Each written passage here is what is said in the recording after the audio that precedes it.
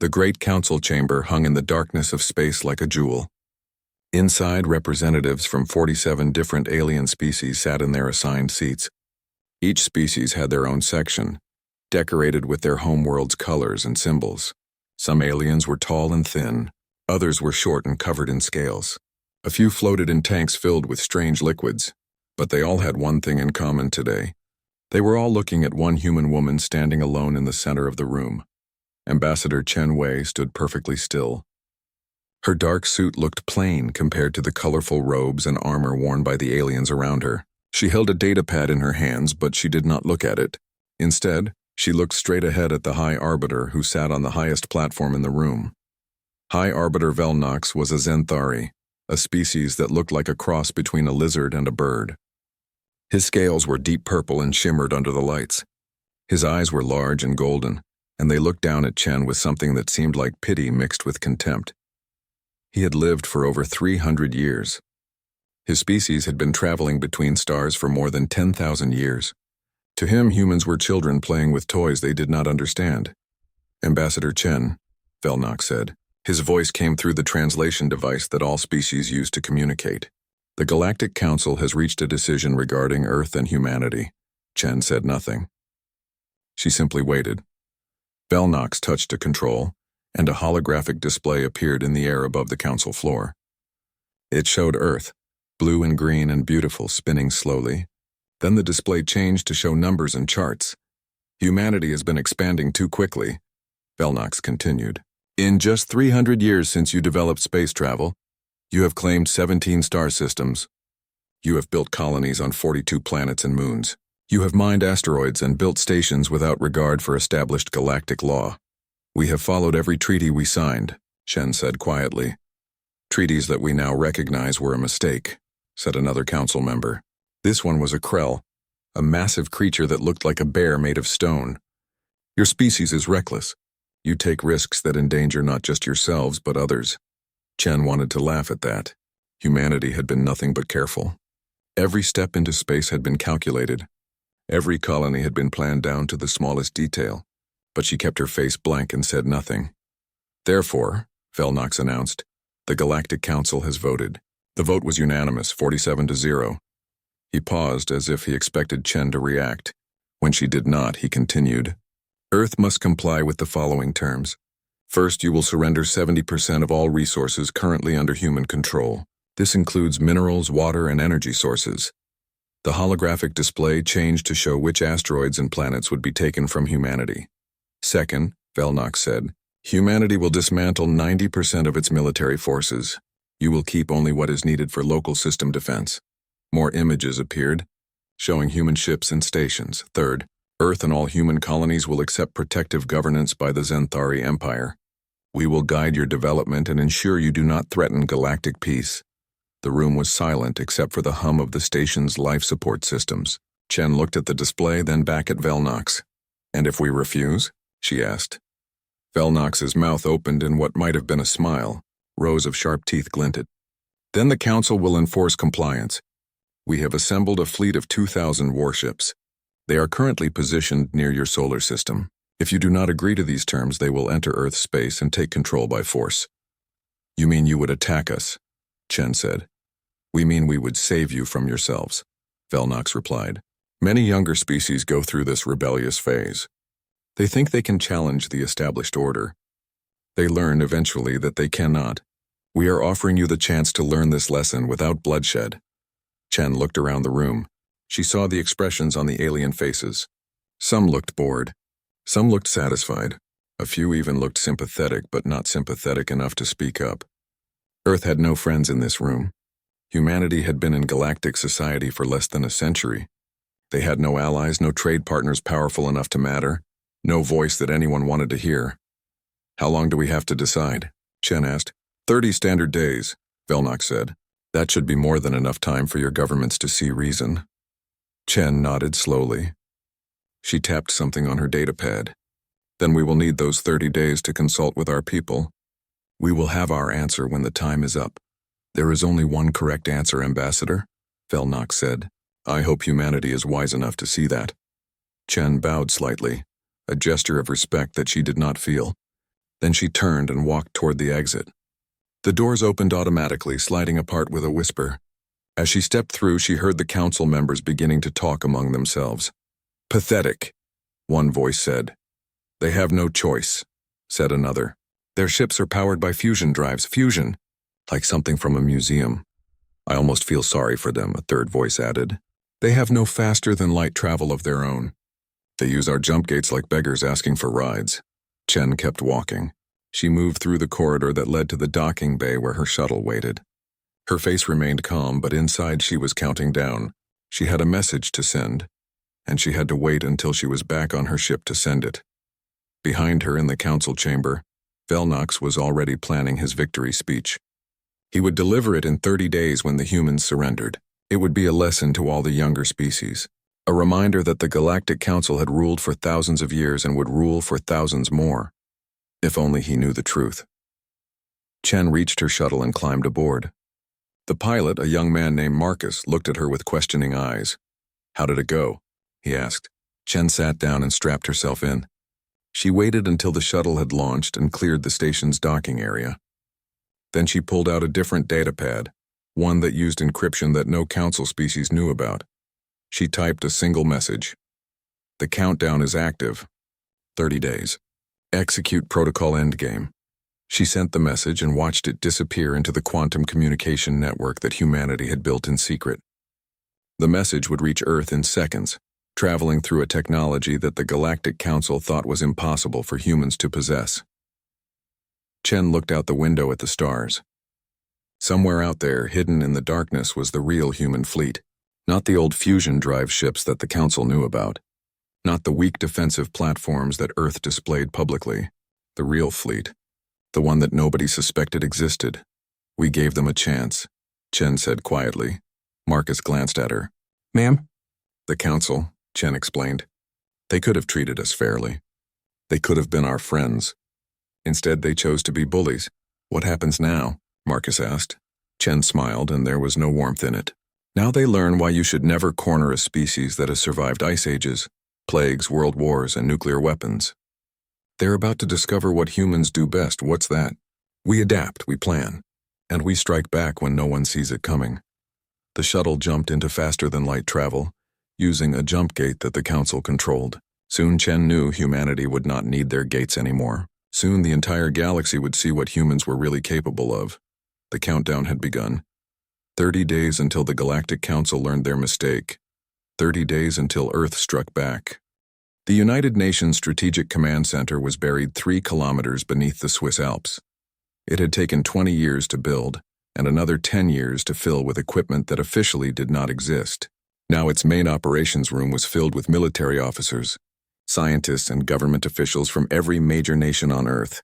Admiral Sarah Okonkwo stood at the head of the room, her hands clasped behind her back. She was a tall woman with sharp eyes and gray hair cut short. She had been in the military for 40 years, and she had been planning for this moment for the last 20 of those years. "Ambassador Chen's message has been received," she announced. "The Galactic Council has given us their ultimatum. They expect us to surrender. They have 30 days. A holographic display lit up the room, showing the solar system. Red dots appeared, marking the positions of the Council's fleet. 2,000 warships, just as Velnox had said. They were arranged in a defensive formation just outside the heliopause, the edge of the sun's influence. "They think those ships scare us," said General Park, the head of Earth's Marine Corps. He was a stocky Korean man with scars on his hands from the colony wars 20 years ago. "They think we have no choice. They're wrong," Admiral Okonkwo said simply. She touched a control and the display changed. New dots appeared, colored blue. They showed positions throughout the solar system, in the Kuiper belt around Mars, hidden in the asteroid belt, and even in deep space beyond Pluto. The room went silent as everyone stared at the display. There were not just a few blue dots. There were thousands of them. "Ladies and gentlemen," Okonkwo said, "let me show you what we have really been building for the past 50 years. She zoomed in on Mars. The red planet rotated slowly, but now the display showed what was beneath the surface. Massive underground shipyards stretched for hundreds of kilometers. Inside them were ships, hundreds of them, all hidden from orbital sensors by technology the Council had never seen. The Council thinks we use fusion drives, Okonkwo continued. They think we are slow and primitive. They have no idea that 30 years ago, Dr. Yuki Tanaka and her team at the Tokyo Institute cracked the secret of quantum slipstream technology. Dr. Tanaka stood up from her seat. She was an elderly Japanese woman wearing a simple lab coat. The Council species use jump gates because their physics understanding is limited, she explained. They cannot create stable wormholes without massive infrastructure. But we approach the problem differently. We do not create wormholes. We slip between layers of space-time itself. She showed a simulation. A human ship seemed to phase out of existence, then reappear thousands of kilometers away. Our ships can travel at effective speeds of 1 light-year per hour, Tanaka said, without gates. Without infrastructure. The Council's fastest ships can manage 1 light-year per day using their gates. We are 70 times faster than they know, said Colonel Martinez, head of the intelligence division. She was a sharp-faced woman from Mexico who had spent the last decade infiltrating Council networks. And that is not the only secret we have kept. She brought up new images. They showed Council military bases, command centers, and fleet positions. Every single one was marked with detailed information. For 40 years, Martinez explained, we have been playing dumb. We sent delegations to Council worlds. We asked questions like ignorant children. We signed trade agreements that seemed to benefit them. And all the while, we were learning everything about them. She zoomed in on a Zenthari military base. We know their ship designs. We know their weapons. We know their tactics, their supply lines, their communication protocols. We have infiltrated their networks through quantum backdoors they cannot detect. But how? Asked one of the diplomats in the room. The Council has the best cybersecurity in the galaxy. Martinez smiled coldly. No, they have the best cybersecurity against Council species. They never imagined that primitive humans might develop artificial intelligence that could think in ways they never conceived. Our AI does not attack their systems. It became part of their systems. It has been sitting there watching and learning for decades. The room erupted in whispered conversations. This was bigger than most of them had imagined. Admiral Okonkwo raised her hand for silence. There is more. Show them the weapons test, please. The display changed again. It showed recorded footage from 3 months ago. A target drone, built to match the specifications of a Zenthari battlecruiser, floated in space near Neptune. A small human corvette, less than 1/10 the size of the target, approached. The corvette fired something. It was not a missile or a beam. It was a pulse of electromagnetic energy, visible only on sensors. The pulse hit the target drone, and every system on the drone went dark instantly. Life support, weapons, shields, engines, all of it died in less than a second. Singularity pulse weapon, explained Dr. Chen, the head of the weapons development program. He was not related to Ambassador Chen, but they shared the same last name. It creates a microscopic controlled black hole that exists for exactly 0.3 seconds. The gravitational effects scramble every electronic system within a 1-kilometer radius. The target does not explode. It just stops working. Everything becomes scrap metal. And it works through shields, Admiral Okonkwo added. Council shields are designed to stop kinetic impacts and energy beams. They do not stop gravitational effects. General Park leaned forward. How many of these weapons do we have? Every ship in our secret fleet carries at least 2, Dr. Chen replied. Our capital ships carry 10. The display now showed the full extent of humanity's hidden military. 300 capital ships, each the size of a Council dreadnought. 1,000 cruisers, 5,000 corvettes and destroyers, and 50,000 autonomous combat drones that could be deployed from the larger ships. We did not build this fleet to conquer anyone, Admiral Okonkwo said, her voice firm. We built it because 80 years ago, when we first met the Galactic Council, we realized the truth. The galaxy is not a peaceful place. It is a hierarchy built on force. The strong dominate the weak, and they call it civilization. She looked around the room at the faces watching her. We made a choice then. We could either become victims, or we could become strong enough that no one would dare make us victims. So we smiled and played weak. We asked for help with our primitive technology. We paid high prices for access to their jump gates. And all the while we built this. A younger officer raised his hand. Admiral, are we really going to attack the Council? There are hundreds of species. Even if we win the first battle, they will come back with everything they have. No, they will not, Colonel Martinez said, because we are not just attacking their military. We are attacking their credibility. She brought up files, thousands of them. These are the Council's dirty secrets. Evidence of corruption, war crimes, suppressed technologies, and species that were destroyed for refusing to submit. We have been collecting this data for decades. When we strike, we will not just disable their fleets. We will broadcast this information to every world in Council space. The Council maintains power through the illusion of moral authority, Admiral Okonkwo explained. They claim to be the guardians of galactic peace. But the truth is they are just the biggest bullies. Many species serve them out of fear, not loyalty. When those species see that the Council can be defeated, and when they learn the truth about Council crimes, everything will change. She took a deep breath. We have 30 days. In that time, we need to move every ship, every weapon platform, and every asset into position. The Council's fleet thinks they are blockading us. In reality, we are about to surround them. What about casualties? Someone asked quietly. Admiral Okonkwo's expression became somber. Our goal is 0 casualties on both sides. We disable, we do not destroy. We prove our strength through precision, not murder. The Council expects barbarians. We will show them professionals. She touched another control, and the display showed a 3-dimensional tactical map. Blue lines connected human assets to red Council ships. Every Council vessel had multiple human ships assigned to it. Protocol endgame begins now, Okonkwo said. In 30 days at exactly 0-hour Galactic Standard Time, we will simultaneously strike every Council military installation in this sector. We will disable their ships, take control of their orbital platforms, and cut their supply lines. We will do it all in under 4 hours. And then, General Park asked, and then Ambassador Chen will return to the Council chamber and deliver our terms. Not their terms, ours. Dr. Tanaka spoke up again, her elderly voice clear and strong. There is one more thing. The Council does not know this, but 10 years ago we detected a weapon they had placed in orbit around our moon. It was a planet killer, hidden in case they ever decided Earth needed to be eliminated. We have been monitoring it ever since. The room went cold. We disabled it last month, Tanaka continued. They think it is still active. When they realize it is not, they will know we have been inside their most secure systems. They will know that we could have destroyed it publicly and turned the galaxy against them, but we chose not to. We chose to show mercy they did not deserve. Admiral Okonkwo nodded. That is the message we send. We are not angry children lashing out. Day 30 arrived like any other day in the Galactic Council chambers.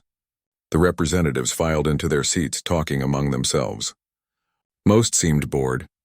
The outcome of today's meeting was obvious to everyone. The humans would surrender or they would be destroyed. Either way, the Council would get what it wanted. High Arbiter Velnox sat in his elevated chair reviewing his prepared speech. He had written it himself, carefully choosing words that would sound generous while making clear that humanity had no real choice. It would be recorded and broadcast across Council space as an example to other young species. Ambassador Chen Wei's shuttle had arrived at the station an hour ago.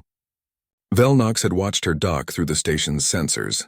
She had come alone again without guards or advisors, just one human woman in a plain suit carrying a datapad. It would have been sad if it were not so predictable.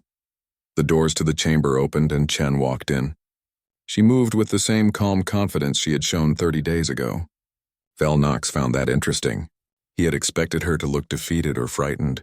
Instead, she looked almost relaxed. Ambassador Chen, Velnox said formally, the Galactic Council recognizes you. Have you come to deliver Earth's response to our terms? Chen stopped in the center of the floor. She looked up at Velnox, then slowly around the room at all the representatives. I have, she said simply. We are pleased to hear it, Velnox replied. He prepared to activate his prepared speech. The Council is prepared to accept your surrender with dignity. We understand this is difficult for your species, but the United Earth government rejects your ultimatum, Chen interrupted. The room went silent. Velnox stared at her. Had he heard correctly? I apologize, he said slowly. Did you say reject? I did, Chen confirmed. Furthermore, we are issuing our own terms. The Galactic Council will be dissolved immediately. A new assembly will be formed with equal representation for all species. The Zenthari Empire will face trial for war crimes committed over the last 3 centuries, and all weapons pointed at Earth will be removed within the next 4 hours. For several seconds, no one moved. Then the chamber erupted in laughter. It started with a few chuckles and grew into roaring amusement. Representatives slapped their desks or made whatever sound their species used to express joy at something absurd. Velnox was not laughing. He was staring at Chen with disbelief that quickly turned to anger. "You are insane," he said flatly. "Or you are incredibly stupid. Guards, remove her from—" Every screen in the council chamber went black. The laughter stopped instantly. The lights flickered. Then the screens came back on. But they were not showing the normal council information feeds. Instead, they showed something impossible. A human face appeared on every display. It was Admiral Sarah Okonkwo broadcasting from somewhere. "Greetings, Galactic Council," she said. "My name is Admiral Okonkwo of the United Earth Navy. What you are seeing right now is a demonstration. For the last 30 days, humanity has been taking control of your military networks. As of this moment, 67% of all Council military assets are offline and under our command." Velnox slammed his hand on his control panel. Nothing happened. He tried to access the station's communication systems. Nothing. He tried to contact the fleet outside the station. Nothing. On the screens, the view changed. It showed space around the Council station. The 2,000 warships that had been positioned there were still visible. But something was wrong. Their lights were flickering. Their engines were dark. And surrounding them, phasing into view as if they had always been there, were human ships. Thousands of human ships. They were not the primitive fusion drive vessels the Council knew about. These ships looked deadly and alien, covered in black metal that seemed to absorb light. They moved with impossible grace, darting between the disabled Council ships like sharks circling prey. "This cannot be real," whispered the Krell representative. "They do not have this technology. They cannot have this technology." On the screen, Admiral Okonkwo continued speaking. "What you are witnessing is happening simultaneously across 12 star systems. Every major Council military installation is currently surrounded. Every orbital platform has been seized. Every supply depot is now in our hands. And every communication network you thought was secure has been ours for the last 20 years. The view changed again, showing multiple locations at once. A Zenthari shipyard near their homeworld, surrounded by human corvettes. A Council weapons platform, its lights going dark as a human electromagnetic pulse washed over it. A massive dreadnought, the pride of the Krell Navy, floating dead in space while a single human destroyer held position nearby. "You lie," Velnox finally found his voice. "This is some kind of trick." "A simulation. Our ships are the most powerful in the galaxy." "Are they?" Chen asked from the chamber floor. Her voice was soft, but everyone heard it clearly in the stunned silence. "Tell me, High Arbiter, when was the last time the Zenthari fought a real war?" 300 years ago. 400. She walked closer to his platform. "You have been comfortable for so long. You forgot what desperation teaches. You forgot that necessity drives innovation. You gave us 30 days expecting us to panic, but we have been preparing for this moment for 50 years. On the screens, new images appeared. These were not ships or weapons. These were files, documents, video recordings, audio logs. "These are your secrets," Admiral Okonkwo said. "Proof that the Zenthari destroyed the Calric species 200 years ago, because they refused to submit. Evidence that the Council suppresses technology from younger species to maintain control. Records of tribute taken by force of planets stripped of resources, of species enslaved and called protectorates." The Council chamber filled with shocked voices. Many of the representatives were seeing this information for the first time. The Zenthari and a few other senior species had kept these secrets carefully hidden. "We are broadcasting this information to every world in Council space," Okonkwo continued. "By tomorrow, every species will know the truth about who really rules them, and what has been done in the name of galactic peace." Velnox tried one more time to access the station's systems. Again, nothing. He looked at Chen Wei standing calmly below him. For the first time in his 300 years of life, he felt something he had not experienced since childhood. Fear. "How?" he asked. "How did you do this?" "We learned from you," Chen replied. "You taught us that the strong rule the weak. You taught us that mercy is mistaken for weakness. You taught us that in this galaxy, power is the only thing that matters. So we became powerful. We just did not tell you about it." A new image appeared on the screens. It showed Earth's moon, and in orbit around it a massive weapon that the Council had placed there years ago. A planet killer meant to be used if Earth ever became too troublesome. "We found this 10 years ago," Chen said, pointing at the screen. "We could have exposed it then. We could have turned the entire galaxy against you, but we did not. We simply disabled it and waited. The image changed to show the interior of the weapon. Human technicians were working inside it, carefully dismantling its core systems. We chose mercy, Chen continued, even though you gave us none, even though you threatened to enslave us. We chose to show you that humanity is better than you feared and better than you deserved. Velnox felt his world crumbling. Everything he believed about the Galactic Order was being torn apart. What do you want? He asked finally. His voice sounded hollow. Chen pulled out her datapad. I already told you. The Council will be dissolved. You will face trial for your crimes, and a new galactic government will be formed, one where every species has a voice, not just the old and powerful. And if we refuse? Chen looked directly at him. Then in 4 hours, when your ships have not been removed from our solar system, we will assume you have chosen continued conflict, and we will show you what humanity does to enemies who will not see reason. She tapped her datapad, and a new tactical display appeared on the screens. It showed the Council fleet near Earth. Around each ship were targeting solutions, precise calculations showing exactly how human forces could destroy each vessel in seconds. We have aimed, Chen said quietly. We have not fired. The choice is yours. Adapt to a new galaxy or become irrelevant to it. The silence in the chamber was absolute. No one spoke. No one moved. The most powerful political body in the known galaxy had been brought to a complete stop by one species they had dismissed as primitive. On the screens, Admiral Okonkwo spoke one last time. You have 4 hours. We will be waiting for your answer. The transmission ended. The screens returned to normal, but the images they had shown remained burned into every mind in that chamber. Ambassador Chenwei turned and walked toward the exit. As she passed through the doors, she heard something she had never heard before in the council chamber. Complete and total silence. Not even the sound of breathing. The galaxy had changed. The old order was broken, and humanity had done it without firing a single shot. 2 hours after Ambassador Chen left the council chamber, the representatives were still frozen in shock. Some had tried to contact their home worlds.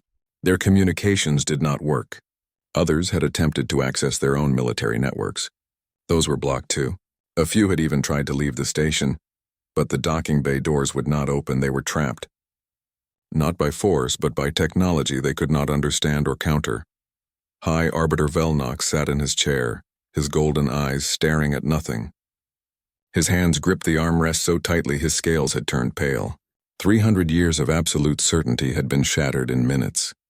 The Zenthari Empire, which had never lost a war, which had crushed dozens of rebellions, which had ruled half the council through fear and military might, had been made helpless by a species they thought was barely out of their caves. The doors to the chamber opened again. Ambassador Chen walked back in, followed by 6 human soldiers in black armor. The soldiers did not point weapons at anyone. They simply stood at attention near the doors. The message was clear. This was not an invasion. This was a conversation, but it was a conversation that would happen on humanity's terms.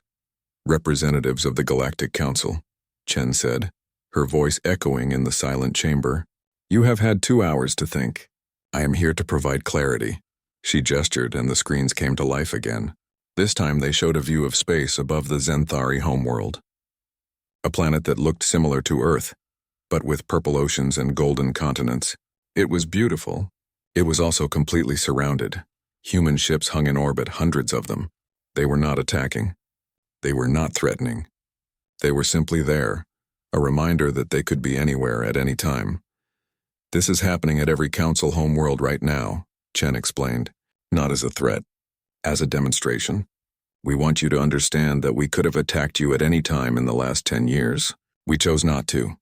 The view shifted to show other worlds. The Krell home planet with its massive cities of stone. The aquatic world of the Delphi, where entire civilizations lived beneath the waves. The gas giant where the vortex made their homes in floating cities. Every major species in the council was seeing human ships in their skies. We have been in your space for years, Chen continued. Our ships have traveled through council territory undetected. We have studied you, learned from you, and prepared for this moment. Not because we wanted war, because we wanted survival. She brought up new images. These showed timelines, historical records that humanity had compiled. 80 years ago, we made first contact with the Galactic Council. We were excited. We thought we had found friends among the stars. Instead, we found a hierarchy built on force. We watched as the Council demanded tribute from weaker species. We saw how they crushed any world that tried to develop technology beyond what the Council approved. We realized that in your galaxy, being weak meant being prey. A Krell representative finally found his voice. You judge us? You who have fought wars among yourselves for your entire history? Your world is covered in the scars of your violence. Chen nodded. You are absolutely right. Humanity has been violent. We have fought terrible wars. We have made horrible mistakes. But we learned from them. That is what you never understood about us. We learn, we adapt, we change. She brought up images of Earth's history. Ancient battles, world wars, nuclear explosions. Then she showed the aftermath. The treaties, the organizations built to prevent future wars. The slow, painful process of humanity learning to work together. Every mistake we made taught us something, Chen said. When we nearly destroyed ourselves with nuclear weapons, we learned to control them. When we fought over resources, we learned to share them. When we polluted our world, we learned to heal it. We are not perfect, but we keep trying to be better. She turned to face Velnox directly. You, High Arbiter, have been powerful for so long that you forgot how to grow. You forgot that strength without wisdom is just brutality. You stopped learning centuries ago because you thought you knew everything. Velnox wanted to argue, but the words stuck in his throat, because she was right. When had the Zenthari last developed new technology? When had they last questioned their own methods? They had been the strongest for so long that strength had become their only answer to every problem. The screens changed again. Now they showed something that made several representatives gasp. These were Council military plans, secret strategies for dealing with rebellious species, and among them was a specific plan labeled Operation Human Compliance. This is your plan for Earth, Chen said, her voice hard. If we had surrendered today, you would have taken our resources as promised. But you also plan to relocate 70% of humanity to work camps on mining worlds. You plan to take our children and raise them as loyal Council citizens, erasing human culture within 2 generations. You called it protective governance, why we call it genocide. The chamber erupted in shouting. Many of the representatives had not known about this plan. The Zenthari had kept it secret, sharing it only with their closest allies. Now those allies were trying to distance themselves, claiming ignorance. Silence. Chen's voice cut through the noise like a blade. The shouting stopped. We are not telling you this to shame you, although you should be ashamed. We are telling you this so you understand why we will never trust you again, and why many other species should not trust you either. She brought up a list of names, species that no longer existed, 23 different civilizations that had vanished over the last 1,000 years. The Council claims these species died of natural causes, plagues, asteroids, civil wars. But we found the truth in your hidden files. The Council destroyed them, sometimes because they refused to submit, sometimes because they developed technology the Council feared, sometimes for no reason except that their resources were valuable. A representative from the Delphi species stood up. She was a being that looked like a combination of a dolphin and an octopus, speaking through a translation device. You are saying the Council committed genocide 23 times? At least 23 times, Chen corrected. Those are only the ones we found evidence for. How many others were erased so completely that no records remain? The chamber fell silent again, but this time it was a different kind of silence. It was the sound of people realizing they had been lied to, that the government they served was not what they thought it was. What happens now? Asked the Delphi representative quietly. Chen took a deep breath.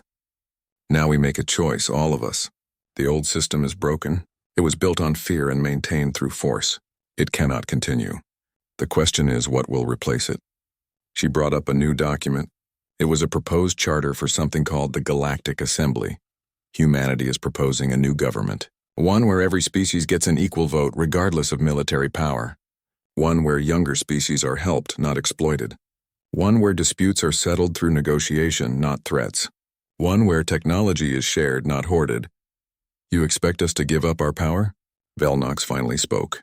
His voice was bitter. No, Chen replied. We expect you to share it. Your species have knowledge and experience that younger species need. But wisdom should be offered, not forced. Help should be given, not sold at exploitative prices. She gestured to the human soldiers at the door. We have military superiority right now. We could force this change. We could make you submit the way you made others submit. But we are not going to do that, because that would make us no better than you were. The screens changed one more time. They now showed a clock counting down. It read 1 hour and 47 minutes.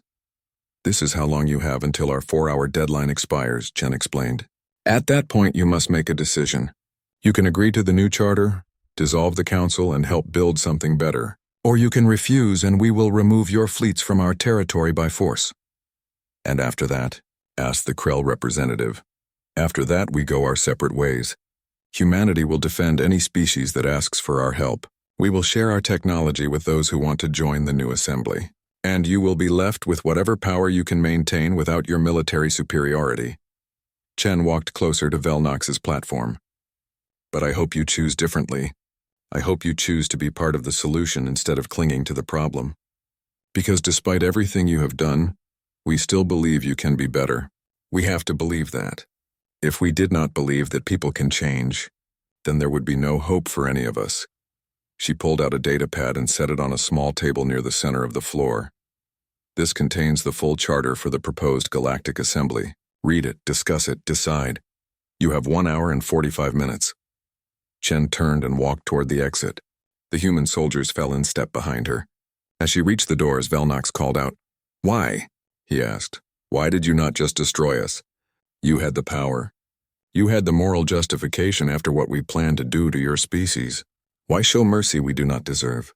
Chen stopped and looked back at him. Because someone has to be the adult in the room. Because violence only creates more violence. And because if we destroyed you, we would have become the very thing we fought against. 3 months had passed since the day that would forever be known as the Silent Strike. That was what historians were calling it now. The day humanity disabled half the galaxy's military without firing a single shot. The day the old Galactic Council died and something new was born. The new assembly station orbited a star that belonged to no one. It had been built quickly, using both human technology and the best construction techniques from a dozen different species. It looked different from the old council chamber. Less ornate, more functional, and instead of being arranged in tiers that showed who was more important, the seats formed a circle. Everyone sat at the same level. Ambassador Chen Wei walked through the corridors of the new station, nodding to the various delegates she passed. Some nodded back warmly. Others still looked at her with suspicion or resentment. That was fine. Trust would take time to build. At least they were all here, talking instead of fighting. She entered the main assembly hall and took her seat in the human section. The room was already half full. Representatives were arriving from across the galaxy for the first full session of the new government. Admiral Sarah Okonkwo sat next to Chen, her military uniform replaced with formal diplomatic attire. Are you ready for this? She asked quietly. No, Chen admitted, but I do not think anyone is ready for changing the entire political structure of the galaxy. We just have to do our best. The doors at the far end of the hall opened and more delegates entered. Chen recognized some of them. The Krell representative who had questioned humanity's methods, the Delphi ambassador who had been one of the first to support the new charter, and walking among them looking much older and more tired than he had 3 months ago, was former High Arbiter Velnox. He was no longer the leader of anything. The Zenthari Empire had been reorganized, its military reduced to defensive forces, its resources no longer taken by force from other worlds. Velnox himself was awaiting trial for his role in the planned genocide of humanity and other crimes. But he had requested permission to attend this first assembly session, and surprisingly, most species had agreed. Some wanted him there to face justice. Others wanted to hear what he would say. The session began with a formal opening. The new speaker of the assembly was a being from a species called the Lear, a people who had been oppressed by the old council for centuries. His selection had been deliberate, a symbol that the victims of the old system would have voices in the new one. Welcome, the speaker said, his voice translated into dozens of languages simultaneously. We gather today not as conquerors and conquered, but as equals. The galaxy has changed. We are here to ensure that change leads to something better. The first order of business was to formally ratify the Assembly Charter. The vote was not unanimous. Several species abstained and a few voted against it. but the majority approved. The new government was officially real. Then came the difficult part. Reports from the investigation committees. Over the last 3 months, teams had been examining the old council's records. What they found was worse than even humanity had suspected. The Lear representative stood to present his findings. We have documented crimes against 47 different species over the last 800 years. These include forced relocation, resource theft, cultural suppression, and in 23 cases, complete genocide. The perpetrators were primarily the Zenthari Empire and their allies, but many council species either participated or turned a blind eye. The hall was silent as he continued. We have also found evidence of systematic technology suppression. Any species that developed faster than light travel or advanced weapons was either forced to share their discoveries with the council or was destroyed. This kept the old council species in power and prevented younger species from threatening them. Chen watched the faces around the room. Shame, anger, shock, denial. Every emotion was present. The question before us now, the Lear representative said, is what justice looks like. Do we punish everyone involved? Do we focus only on the leaders? Do we try to heal? Or do we try to make people pay for their crimes? It was Velnox who stood up to respond. Many representatives hissed or made sounds of disapproval, but the speaker allowed him to speak. I am guilty, Velnox said simply. His voice lacked the arrogance it once had. I approved operations that destroyed entire civilizations. I believed it was necessary for galactic stability. I told myself that the strong had a right to rule. That might made right. I was wrong. He looked directly at Chen. The humans taught me something I should have learned centuries ago. Power without accountability becomes tyranny. Strength without compassion becomes cruelty. I cannot undo what I have done. I can only face the consequences and hope that my example teaches others what not to become. He sat down. The hall remained quiet for a long moment.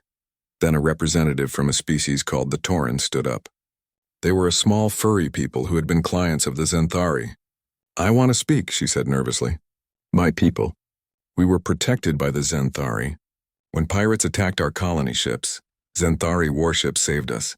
When famine struck our world, they provided food. We thought they were heroes. She paused, her voice breaking. Now we learned that the pirates who attacked us were hired by the Zenthari. That the famine was caused by Zenthari trade policies. They created our problems so they could solve them and make us dependent. Everything we thought we knew was a lie. More representatives began to stand, sharing their stories. Some had been victims. Some had been unknowing participants. All of them were grappling with the reality of what the old council had been. Admiral Okonkwo leaned over to Chen. This is good, she whispered. They need to talk about it. They need to process it, Chen nodded. But we need to give them hope too. Otherwise, this becomes just a therapy session about past trauma. When the sharing of stories finally ended, Chen stood up. May I speak? She asked the speaker. The assembly recognizes the human ambassador, he replied. Chen walked to the center of the circular chamber. We have heard terrible things today, things that cannot be undone. But I want to talk about the future, not just the past. She pulled out a small device and projected a hologram into the center of the room. It showed a star map with hundreds of systems marked. These are the systems where humanity has hidden supply depots, medical stations, and technology caches. We are opening all of them to the assembly. Any species that needs help can access them freely. Surprised whispers filled the room. Additionally, Chen continued, we are sharing our quantum slipstream technology. Any species that wants to build ships with faster than light travel without depending on jump gates can have our blueprints. Why? Someone called out. Why would you give away your military advantage? Chen smiled. Because maintaining peace through military superiority is what got us into this mess in the first place. We believe in a different approach. We make ourselves strong enough that no one wants to attack us, but we also make everyone else strong enough that they do not need to fear each other. She changed the hologram to show a new image. It was a ship design, sleek and beautiful. This is the design for a new type of vessel. It is part cargo ship, part medical ship, part disaster response unit. We are proposing that the assembly build a fleet of these ships. They will be crewed by volunteers from all species and will respond to emergencies anywhere in the galaxy. When a world needs help, these ships will come. Not to conquer, not to demand payment, just to help, the Delphi representative stood. And who commands this fleet? The assembly does, Chen replied.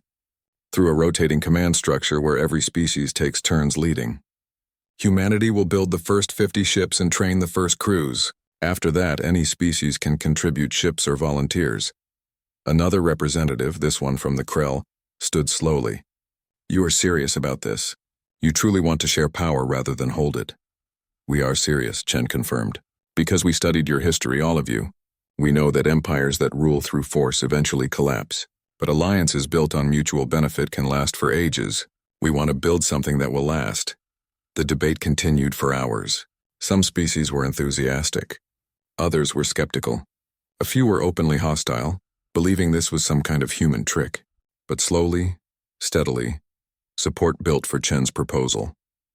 As the session finally ended, Chen walked back to her seat exhausted. Okonkwo smiled at her. You did well. I hope so, Chen replied. We still have so much work to do. The trials, the reparations, rebuilding trust. It will take decades, or centuries, Okonkwo added. But we have time. As they left the chamber, they passed Velnox. He was standing alone watching the other delegates file out. He looked at Chen and she saw something unexpected in his eyes. Not hatred or resentment, but something closer to respect. You won, he said quietly. Chen shook her head. No, we all won. Or we all have the chance to win if we choose wisely. I underestimated your species, Velnox admitted. I thought your greatest strength was your technology. But it was not that at all. What was it? Chen asked. Your ability to hope, Velnox replied. Even after everything we did to you, after we planned to destroy your culture and enslave your people, you still believed we could be better. That is not weakness. That is a kind of strength I never understood.